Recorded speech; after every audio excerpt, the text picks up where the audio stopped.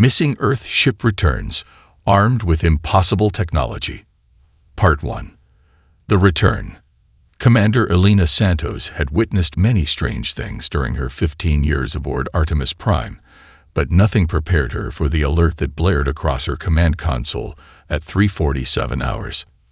"Unidentified object approaching from Sector 7, reported Lieutenant Cato, his fingers flying across the holographic display. Mass signature inconsistent with debris or natural bodies.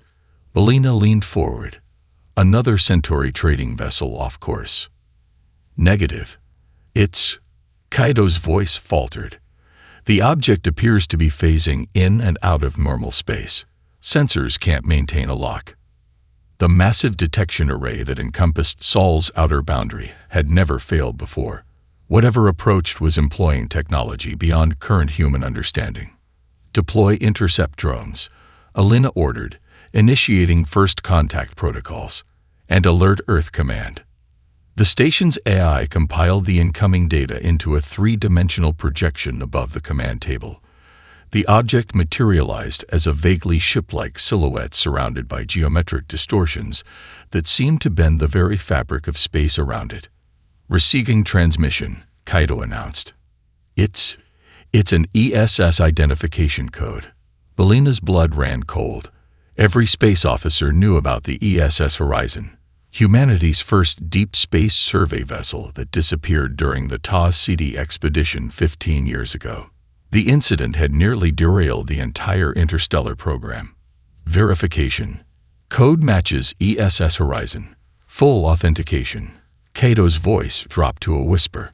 "Commander, that ship was declared lost with all 26 crew members." The intercept drones transmitted the first visual confirmation. Elena stared at the feed, unable to process what she was seeing. The ship that had once been the Horizon now resembled a hybrid of human and utterly alien design. Its original titanium alloy hull had been replaced with an iridescent material that rippled like liquid despite maintaining solid form. Geometric structures across its surface continuously reconfigured themselves, as if the ship were breathing. "Open communication channel," Elena ordered.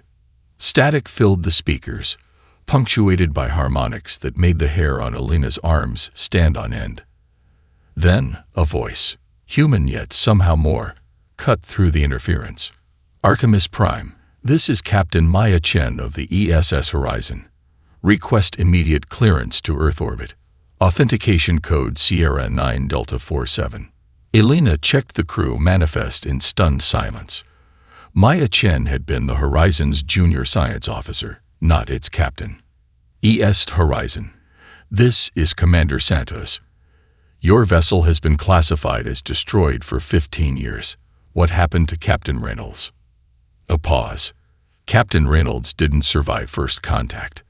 The response was delivered with such clinical detachment that Elena felt a chill. "Captain Chen, protocol requires quarantine procedures for all returning vessels, especially one exhibiting your modifications."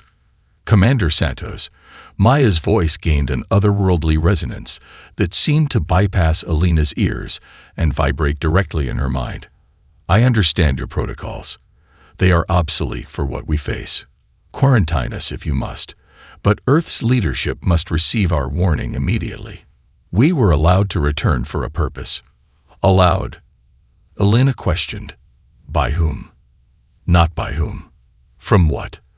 A new image replaced the ship on the display, a massive structure that resembled a mechanical leviathan the size of a small moon. "We've bought Earth time, Commander, but not much." Special operations boarded the Horizon 6 hours later. Elena insisted on leading the team herself, despite explicit orders to wait for Earth intelligence. What they found defied explanation. Corridors that seemed to extend beyond the ship's physical dimensions, technology that responded to thought rather than touch, and only 3 survivors of the original crew. Captain Maya Chen stood at what had once been the bridge, her eyes reflecting starlight despite the absence of windows. Behind her, Engineering Officer David Okafor manipulated controls that seemed to grow from the walls. while communications specialist Lian Nguyen sat surrounded by hovering displays showing data in scripts no human had ever recorded. "You should have waited for proper authorities," Elena advised, keeping her pulse rifle raised despite the survivors' apparent lack of concern. Maya smiled, a gesture that seemed newly learned rather than natural. "There's no time for bureaucracy, Commander. They found us, and now they found you." "Who found us?" Elena demanded. Maya raised her hand, and the wall behind her transformed into a viewport showing not the stars outside but something else entirely, a cascade of massive vessels moving through the void between galaxies, each larger than Earth's largest cities. "The Harvesters," Maya replied, "and they're coming to collect." The United Earth Security Council chamber fell silent as Maya Chen placed the memory harmonizer on the conference table. The device resembled a crown of liquid mercury, constantly flowing yet never spilling beyond its boundaries. "This will be more efficient than verbal testimony," Maya explained. "You need to understand what we encountered, and conventional language lacks the necessary parameters." General Adayemi, head of Earth Defense, scoffed. "We're not putting unknown alien technology into our heads." "It isn't alien," Engineer David Okafor interjected from his position by the wall. His fingers danced through a holographic interface only he could see. "It's human, just accelerated. I built it myself, using principles that violate multiple laws of physics," noted Dr. Eliza Kuiper, Earth's leading quantum physicist. Maya's expression remained impassive. "The laws are incomplete, not violated. You have wasted decades on incorrect assumptions about the nature of reality." Secretary General Dias raised her hand for silence. "We have little time for philosophical debates. The long-range sensors have confirmed anomalies matching Captain Chen's description of Harvester scout vessels." She turned to Maya. "Show us." The 7 council members reluctantly placed the flowing metal band on their foreheads. Maya activated the device with a thought. Reality dissolved. They were aboard the Horizon, 15 years younger. A spatial anomaly pulsed ahead, not the expected gravimetric distortion of a natural phenomenon, but a geometrically perfect dodecahedron of energy, rotating in dimensions that hurt to observe. "Captain Reynolds, I'm detecting artificial patterns in the radiation signature," Maya's younger self reported from the science station. "Artificial? You're suggesting it's manufactured?" Reynolds leaned forward, his excitement overriding caution. The memory accelerated through the ship's approach, the sudden activation of the anomaly, the violent twisting of space-time that tore through the vessel. They experienced the crew's terror as the Horizon rematerialized in unknown space, stars arranged in constellations no human had ever charted, orbiting a binary system of blue-white giants. The memory shifted. A massive space station constructed from crystalline materials that absorbed rather than reflected light. Aliens with multi-jointed limbs and eyes that functioned across multiple spectrum bands examining the human captives with clinical detachment. "Your species is unrecorded." The translation came through as concepts rather than words. "You claim to have traversed an architect pathway, yet your technology is primitive." The memory fragmented into a montage. Captain Reynolds and 16 crew members succumbing to alien diseases their immune systems couldn't fight. The survivors learning the station was a refugee outpost, one of thousands scattered across galaxies, all fleeing the methodical expansion of the Harvesters. They witnessed Maya's frustration as alien scientists dismissed human suggestions about modifying recovered architect technology, then their stunned disbelief when David successfully interfaced with a device they had studied fruitlessly for centuries. "Impossible," an alien observer with translucent skin noted. "The system requires specific neural pathways to activate. Human brains are different," Lion explained in the memory. "We evolved as adaptable generalists rather than specialists. Our neural plasticity allows us to form connections your species cannot." The memories accelerated through years of discoveries, the humans quickly becoming valued for their unique cognitive abilities.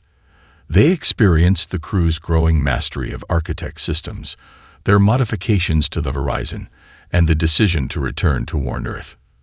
Then came the Harvester attack, a living ship the size of a small moon materializing above a populated world. Its collection process was methodical. Defense systems neutralized, then landmasses systematically stripped of all technological development and sentient life.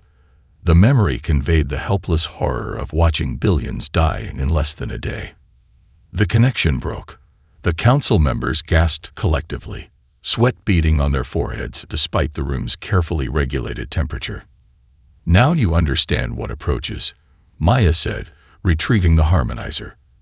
"The transit node we discovered was one of thousands created by the architects. The harvesters traced our return journey." "Why?" Secretary General Diaz demanded, still shaking from the shared memory. "Why Earth specifically? There are countless worlds." "Because we're different," Maya replied. "The refugee species helped us understand. Most advanced civilizations evolve through specialization, biological and technological. Humans alone developed without losing our neural adaptability." She tapped her temple. "The harvesters collect specialization. They've never encountered a species like ours." David stepped forward, "Which means we're either their greatest threat or their most valuable prize." Lion finished. Dr. Sanjay Kumar had spent 20 years studying theoretical xenobiology. Now, faced with actual evidence, his hands trembled as he analyzed Maya Chen's neural scan. "This can't be right," he muttered, gesturing at the holographic brain model floating above his workstation. "Your synaptic density exceeds human maximum by 340%. Maya observed his work with detached interest. The architect technology restructured our neural pathways. It was painful. Dr. Kumar zoomed in on a section of her frontal lobe, where impossible structures branched in fractal patterns. "These formations shouldn't be compatible with consciousness. How are you still? You? Am I?" Maya's question hung between them. Across the research complex, Engineering Officer David Okafor stood surrounded by Earth's leading physicists as his liquid metal tools, extensions of his own modified nervous system, assembled a device no human had ever conceived. "It's a quantum probability manipulator," David explained as the scientists watched in stunned silence.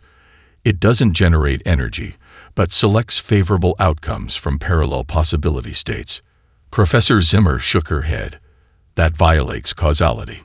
Only within your three-dimensional understanding of time," David replied, not unkindly. "The universe operates on 11 dimensions. Your equations only account for 4. The device activated with a pulse that made every quantum measuring instrument in the facility momentarily register impossible values. Where there had been a simple titanium sphere in the test chamber, there now floated a perfectly formed superconducting material unknown to Earth science.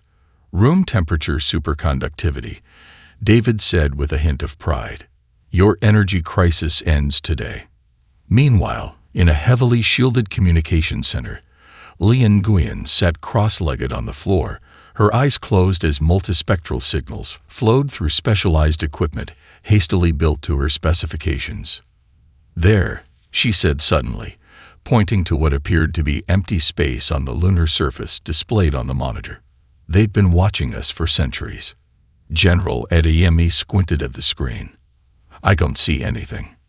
"They exist partially out of phase with our reality," Lion explained. "A defensive adaptation against the harvesters." She adjusted the equipment, and slowly the outline of structures appeared, artificial formations seamlessly integrated with the lunar regolith. "How many?" the general asked, his face ashen. 3 distinct species, refugees who arrived long before human civilization developed. They've been observing our evolution with great interest." Lion opened her eyes, which briefly reflected light in non-human wavelengths. "They're afraid of us."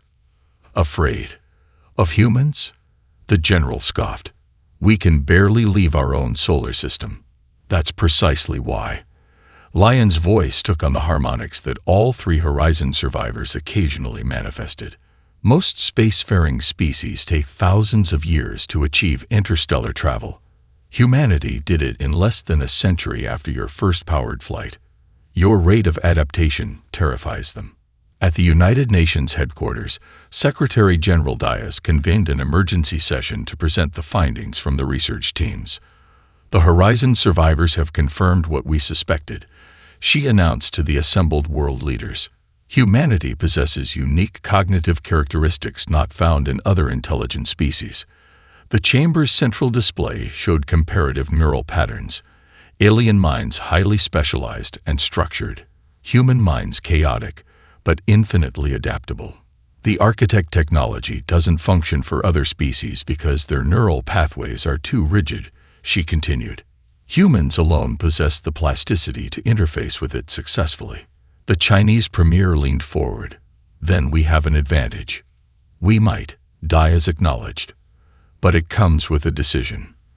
The display shifted to show the prototype of a neural interface designed by the Horizon crew. A minimally invasive implant that could theoretically grant humans access to advanced alien knowledge. Captain Chen proposes enhancing selected volunteers with modified versions of their neural architecture, Dias explained. It would accelerate our technological development by centuries. At what cost? Asked the African Union representative. Dr. Kumar's report indicates their brains are fundamentally altered. Are they still human? The room fell silent as Maya Chen entered, her presence somehow filling the space beyond her physical form. That, she said, is the question the harvesters are coming to answer. Colonel Vargas watched the satellite feed with growing unease. In the 36 hours since the installation of David's quantum probability manipulators, the asteroid belt had transformed. Self-replicating machines converted celestial bodies into a vast defensive network, their operations defying conventional physics. How long until completion? He asked Maya, who stood beside him in the command center. 2 days, perhaps 3. She gestured toward the dark side of Jupiter, where gravitational sensors had detected anomalies. It won't be enough. The distortions had appeared 6 hours ago, ripples in spacetime that matched the patterns preceding harvester arrivals in Maya's shared memories. Earth had less time than they'd hoped. The enhancement program? Maya inquired. Vargas grimaced. 700 volunteers.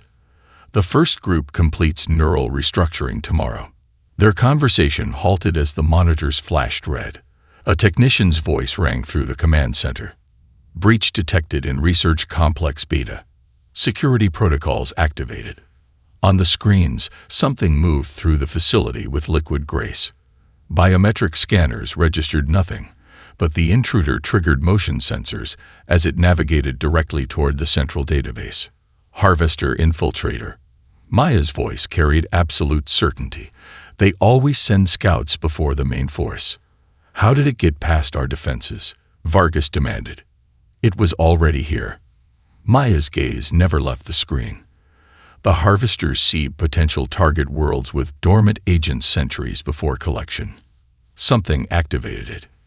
The security feed showed the creature fully now, a shifting mass that approximated human form while remaining distinctly alien.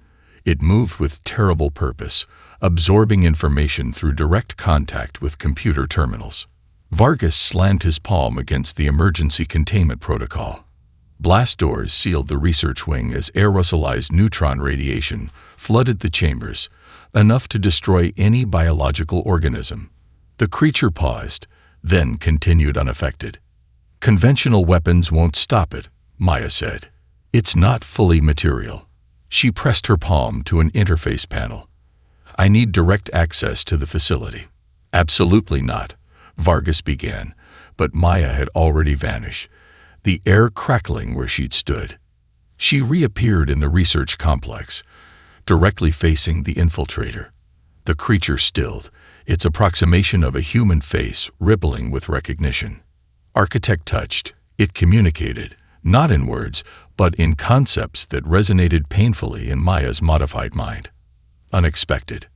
Maya's hand elongated, fingers transforming into filaments that glowed with energy unknown to Earth science. You will transmit nothing back to your collective. The infiltrator lunged with impossible speed, but Maya moved faster, her transformed hand plunging into the creature's mass. Both beings froze in silent communion, information flowing between them in a battle of wills beyond human comprehension. When security forces finally breached the sealed wing, they found Maya standing alone, her appearance fully human once more. Of the infiltrator, nothing remained but a fine metallic dust.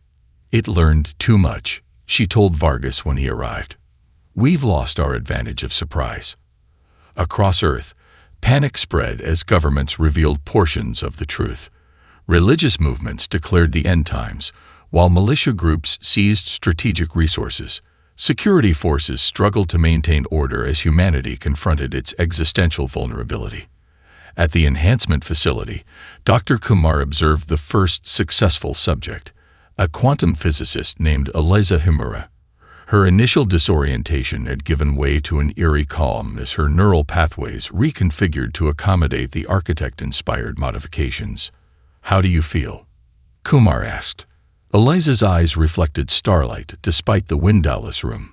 "Expanded. I perceive mathematical relationships between objects that I previously only theorized." She turned to face him with unnerving precision. "There are 42 flaws in your defensive shield design, Dr. Kumar. The harvesters will exploit them." "That information is classified," Kumar said softly. "You shouldn't have access to it." "I don't need access." Eliza's voice took on the harmonic resonance characteristic of the Horizon survivors. "I can see it." In orbit, Lian Guan established the first direct communication with the lunar refugees. Their representative, a being composed of crystalline structures that bent light in hypnotic patterns, materialized in the holographic chamber. "Your species stands at a precipice," it communicated. "The changes you implement now will determine whether humanity survives or transcends." "You've faced the harvesters before," Lion responded. "Help us." "We cannot." The crystalline being shifted apologetically. "Our evolutionary path makes us incompatible with architect technology. Yours makes you uniquely suitable, perhaps the only species capable of wielding it properly." Lion leaned forward. "What does that mean?" "It means," the being replied, "that the architects did not simply leave their technology behind. They left a successor." Maya stood at the viewport of the orbital command station, watching Earth rotate below. Brilliant lights outlined the continents at night, civilization continuing its rhythms despite the approaching doom. A reflection appeared beside her own. Kira Chen, her sister, 15 years older than when Maya had last seen her, now a high-ranking official in the Pan-Pacific Coalition. "You look exactly the same," Kira said, her tone unreadable. "You look different," Maya replied, noting the militant posture, the hardened eyes. The sister she remembered had been a botanist with a passion for preserving endangered species. Leading the Human Purity Front changes a person. Kira made no attempt to hide her agenda. "We've intercepted the neural enhancement protocols. My scientists have concerns." Maya turned from the viewport. "The enhancements are our best chance for survival." "Survival is what?" Kira countered. "The enhanced volunteers are developing abilities that can't be controlled. Dr. Himura rewrote the quantum encryption algorithms for our entire defense network yesterday, from memory, without authorization. She improved them." "That's not the point." Kira stepped closer. "These enhancements don't just change how people think. They change what they value. The volunteers are becoming something else." A silent alarm flashed in Maya's augmented perception. She accessed the security feed mentally, witnessing armed forces bearing Human Purity Front insignias, seizing control of missile installations in 3 countries simultaneously. "What have you done?" Maya whispered. "Secured humanity's future," Kira answered. "Your ship brought this doom upon us. We won't compound the error by surrendering our humanity to alien influence." Across the globe, the Human Purity Front launched its coordinated strike. Enhanced volunteers were detained. Research facilities implementing architect technology were locked down. David's asteroid shield construction was sabotaged as commandeered defense satellites targeted the self-replicating machines. In the consensus chamber, Lion worked frantically to establish communication between factions. The curved walls displayed representatives from every major power block, their voices overlapping in panicked accusations. "The front is consolidating control over nuclear arsenals," reported General Adeyemi. "They believe conventional weapons will be effective against the harvesters." "They'll learn otherwise," Secretary General Diaz replied grimly. "Where are the Horizon survivors?" "Maya's been detained on orbital platform Alpha," Lion answered, her fingers dancing through holographic interfaces. "David is unclear. His consciousness has partially merged with the shield network." Alarms blared throughout the chamber. External sensors had detected massive gravitational distortions near Mars. "They're early," Lion whispered. The red planet shimmered as space-time warped around it. When the distortion cleared, Mars Colony, humanity's first off-world settlement with its 12,000 inhabitants, had vanished. In its place hung a harvester vessel, its biomechanical form rippling with energy as it methodically processed the extracted materials and life forms. Earth fell silent as the transmission reached every communication device simultaneously, the destruction of Mars Colony, broadcast as a demonstration. In her detention cell, Maya watched the footage with perfect stillness. The guard assigned to her cowered in the corner, weeping. "It's a message," Maya said. "The harvesters always study a species' response to targeted elimination before full collection." In the consensus chamber, Eliza Himura entered uninvited, followed by 37 enhanced volunteers, their movements synchronized with uncanny precision. "Your conflicts are counterproductive," she announced, her voice carrying those now familiar harmonics. "The enhanced and unenhanced must cooperate to survive." "How?" demanded the Russian premier. "Your priorities have clearly diverged from humanity's." "Not diverge," Eliza corrected. "Expanded. We propose a solution." She gestured and holographic schematics filled the room. Designs for a neural interface unlike any previously proposed. "This is the consensus matrix," she explained. "It creates a temporary bridge between enhanced and unenhanced minds without forcing restructuring. A collective intelligence that preserves individual identity. A hive mind." Secretary General Diaz asked skeptically. "No, unity without uniformity." Eliza's expression softened. "Our enhanced perception provides processing power. Your unaltered humanity provides intuitive creativity and ethical grounding. Neither can succeed alone against the harvesters." On orbital platform Alpha, alarms blared as the detention level lost gravity and atmospheric pressure. When security forces arrived, they found the cell empty, its outer wall precisely removed, as if excised by surgical instruments. In Earth orbit, the ESS Horizon reactivated, its systems pulsing with energy as it broke from its containment dock. Inside, Maya took her position on the command deck, reunited with David and a newly freed Kira. "Why did you bring me?" Kira demanded, disoriented by the ship's non-Euclidean interior. "Because division is what the harvesters exploit," Maya answered. "And you're still my sister." The horizon accelerated toward Mars, where the harvester vessel continued its methodical processing of the former colony. "What can one ship do against that?" Kira whispered. "Nothing," David responded, his form now partly translucent as he interfaced directly with the ship's systems. "But we're not just a ship anymore." As they approached the massive harvester, the first worldwide test of the consensus matrix activated. Across Earth, 10 million volunteers, enhanced and unenhanced alike, joined their consciousness in humanity's first unified thought. The horizon began to transform. The horizon's transformation stunned even Maya. The ship's hull flowed like quicksilver, geometric patterns emerging and dissolving as 10 million networked minds contributed to its evolution. Systems beyond her comprehension manifested throughout the vessel, drawing power from dimensions she barely understood despite her enhanced perception. "What's happening?" Kira demanded, clinging to a bulkhead that pulsed with bioluminescent light. "The consensus matrix. David explained, his form now entirely energy rather than matter. Humanity is thinking as one entity for the first time in its existence. The ship accelerated beyond conventional physics, crossing the Earth-Mars distance in minutes rather than days. They emerged from the transitional state directly above the Harvester vessel, a behemoth that dwarfed the horizon despite its transformation. A Harvester immediately ceased processing Mars colony's remains. Its surface rippled as defense systems activated, targeting arrays swiveling to lock onto the horizon. They recognize architect technology, Maya observed. We have their attention.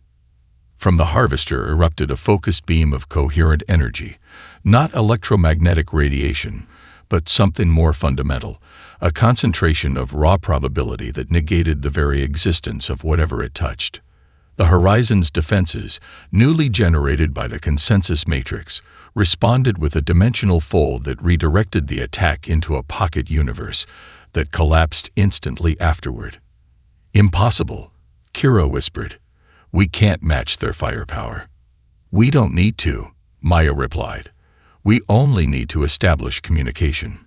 Inside the consensus chamber on Earth, Lion guided the networked consciousness, her enhanced mind serving as the focal point for millions. The collective intelligence worked through quantum probability calculations, analyzing the Harvester's attack patterns and developing countermeasures in real time.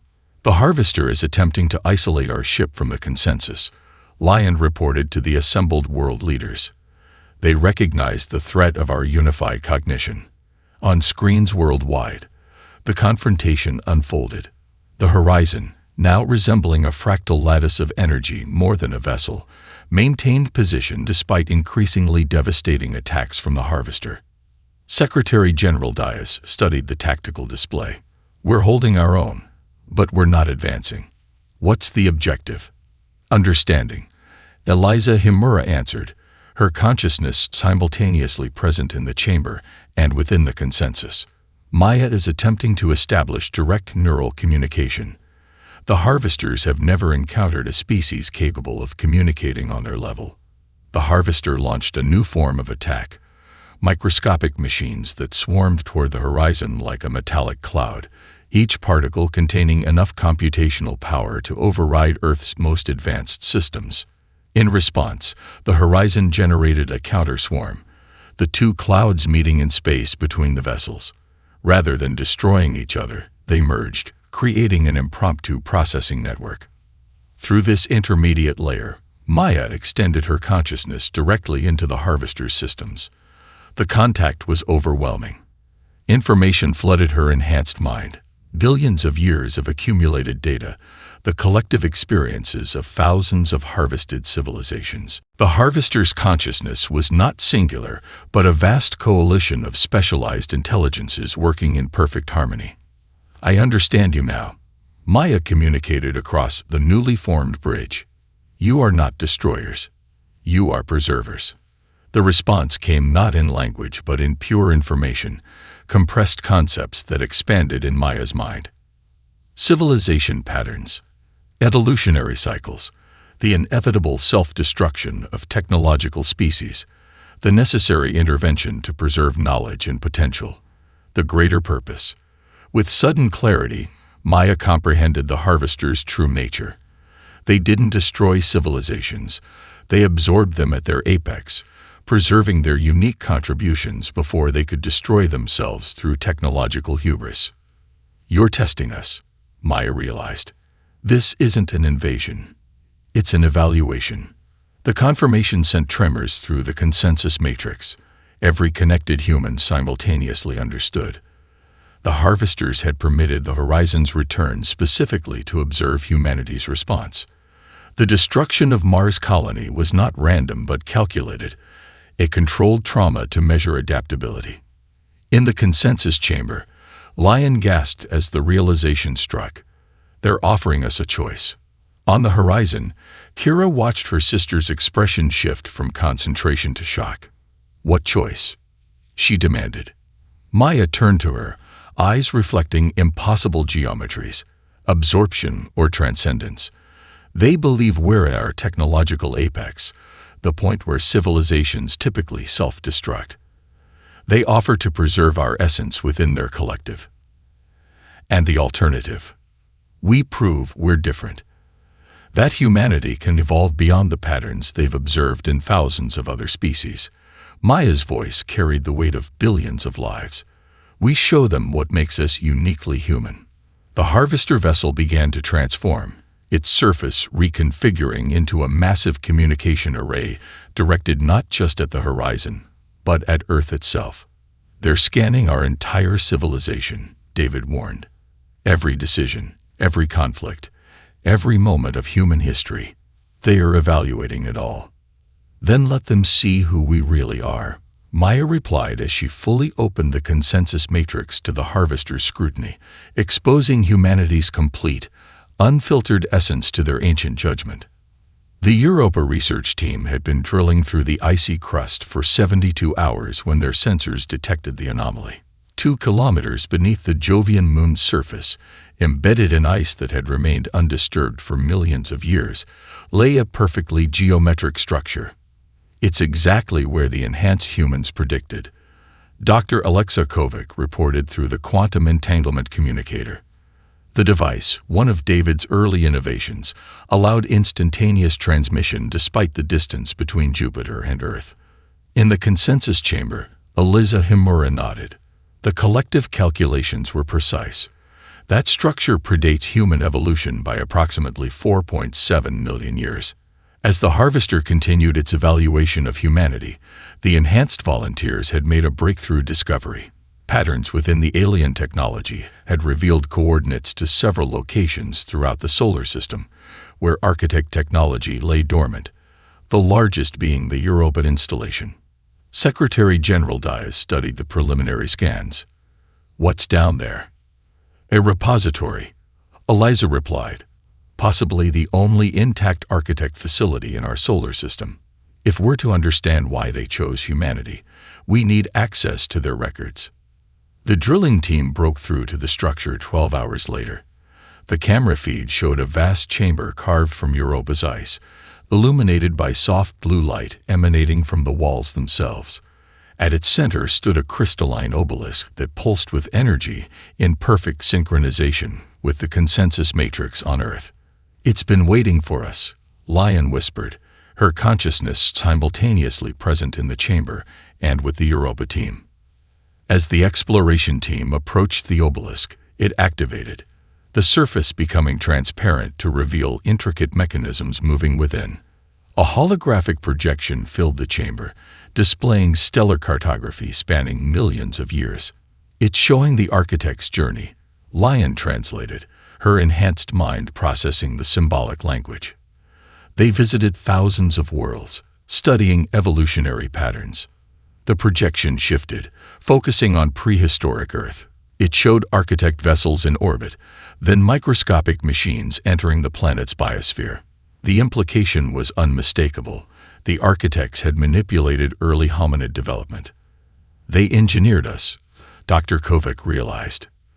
But why? In the consensus chamber, the enhanced humans processed this revelation with growing understanding. They were searching for a specific cognitive architecture, Eliza explained, one capable of interfacing with their technology while maintaining innovative thought patterns. The projection shifted again, showing the architect's own evolution, a species that had achieved near-perfect specialization. Their technology had advanced beyond comprehension, but their cognitive patterns had become rigid, predictable. They had engineered their own evolutionary dead end.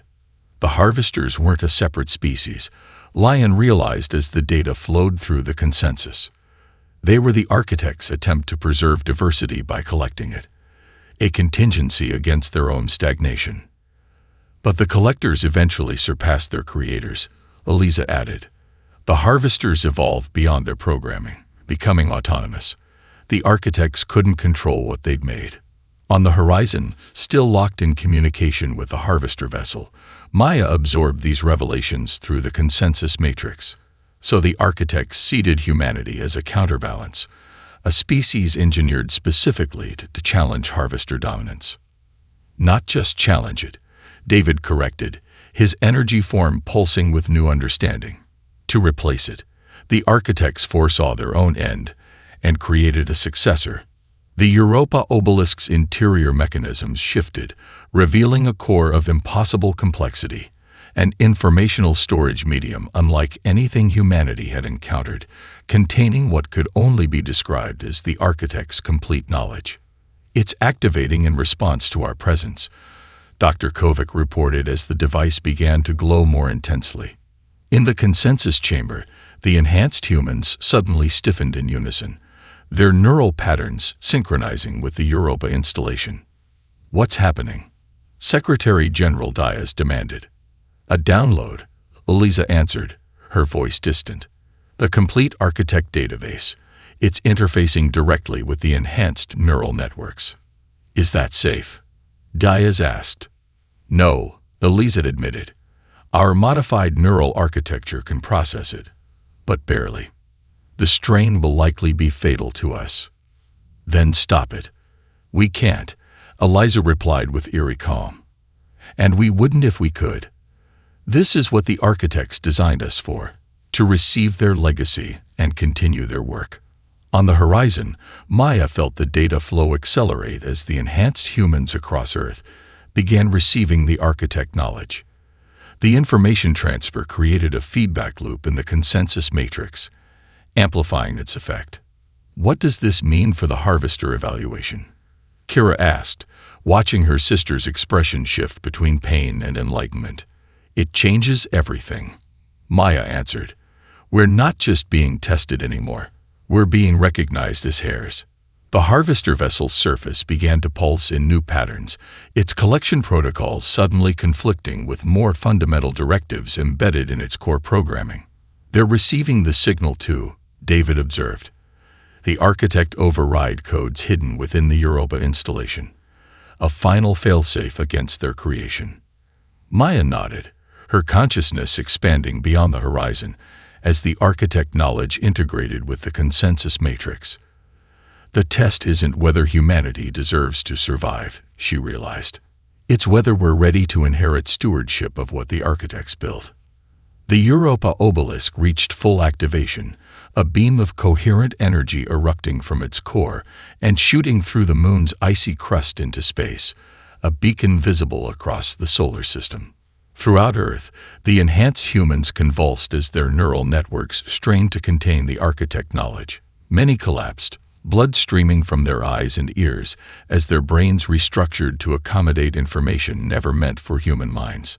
"The unenhanced humans have to take control of the consensus," Eliza gasped through the pain. "We can process the data, but we can't implement it. Only unaltered human consciousness can apply this knowledge without losing its humanity." In orbit around Mars, the harvester vessel began to transform once more, its surface rippling as ancient programming reasserted itself. The collector had become a conduit, connecting to every harvester vessel throughout the galaxy. "It's time," Maya told Kira, her form beginning to dissolve into pure energy like David's. "Humanity has to decide what kind of inheritors they'll be." Long-range sensors detected them first, thousands of harvester vessels emerging from dimensional folds throughout the solar system. Earth's hastily constructed defenses, even augmented with architect technology, couldn't possibly withstand such overwhelming force.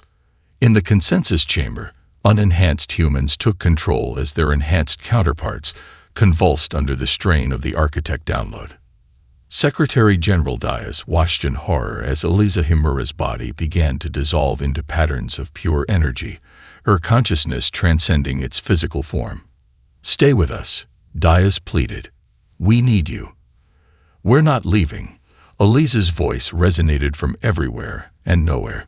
"We're transforming. The enhanced minds are becoming the interface layer between humanity and the architect knowledge."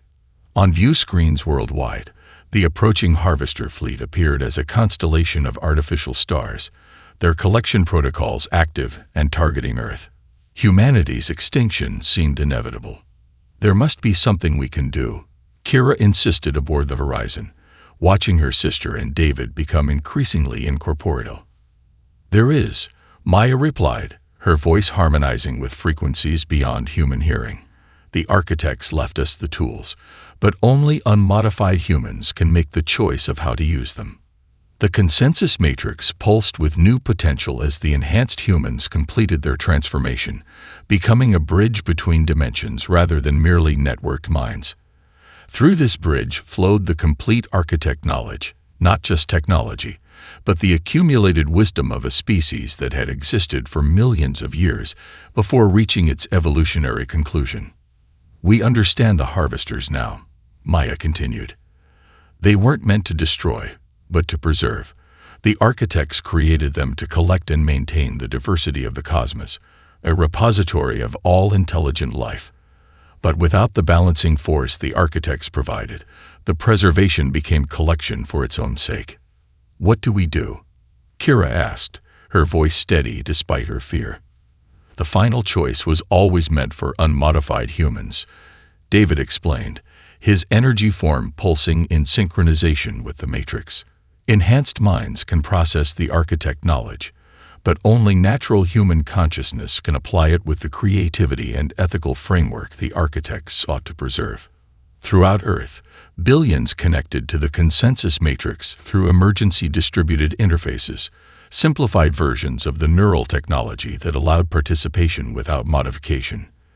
The collective human consciousness confronted the approaching harvesters not with weapons but with a unified decision. The ESS Horizon began its final transformation, the ship dissolving into a lattice of pure possibility. Maya, David, and the other enhanced humans merged with it, creating a focal point for the consensus matrix as output. The architects left 3 choices. Maya's voice echoed through the matrix to every connected human. Destruction, using their failsafe to eliminate the harvesters entirely. Subjugation, assuming control of the harvester network to serve human interests. Or integration, merging the best aspects of both systems to create something new. The unenhanced humans within the consensus deliberated, their billions of perspectives coalescing around a single response. Not the aggression the harvesters expected from previous encounters. Not the surrender they had experienced from countless civilizations. Something uniquely human. The horizon lattice expanded outward, encompassing the primary harvester vessel. Through this connection, the human consensus transmitted not destruction but understanding. A recognition of the harvester's original purpose coupled with humanity's evolutionary innovation. The effect rippled through the harvester network. The approaching vessels halted their advance, their collection protocols suddenly conflicting with more fundamental directives being reactivated. The architect failsafe had been triggered, but not as a weapon, as a reset. Throughout the galaxy, harvester vessels paused in their endless collection. The consciousnesses of thousands of absorbed civilizations, stored within their systems for millennia, stirred with new awareness. On Earth, Kira found herself alone on the dissolving horizon, the ship's physical structure replaced by pure information architecture. Where Maya had stood moments before, a window opened between dimensions, a glimpse into something beyond conventional reality. "What's happening?" she asked, though she somehow already knew. "Humanity has chosen integration," came Maya's reply, her voice now one with countless others.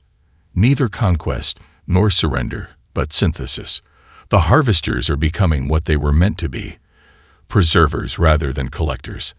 And humanity is becoming the steward the architects intended." The dimensional window expanded, showing Kira glimpses of worlds throughout the galaxy where former harvester vessels were transforming, their stored civilizations awakening, not as captives but as participants in a new cosmic framework. "Is this the end?" Kira asked. "No," Maya answered, her presence extending a final tendril of energy to touch her sister's hand. "Its inheritance." The harvester fleet reconfigured, their world-killing capabilities repurposed to world-building. The consciousnesses of ancient species stirred within, ready to share knowledge accumulated over millions of years. As the horizon completed its dissolution, Kira found herself transported back to the consensus chamber on Earth. The enhanced humans had vanished entirely, but their legacy remained, a bridge between humanity and the cosmos, between what was and what could be.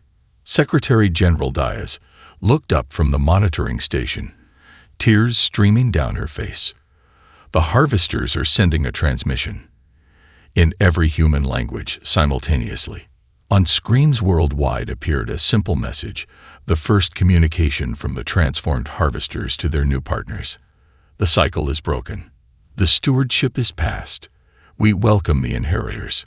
Humanity had made its stand, not through force of arms, but through the uniquely human ability to find a third option where only two seemed possible. The architect's experiment had succeeded. Their chosen inheritors had proven worthy. Across the solar system, the Europa installation pulsed once more before going dormant, its purpose fulfilled after millions of years of patient waiting. The age of humanity had truly begun.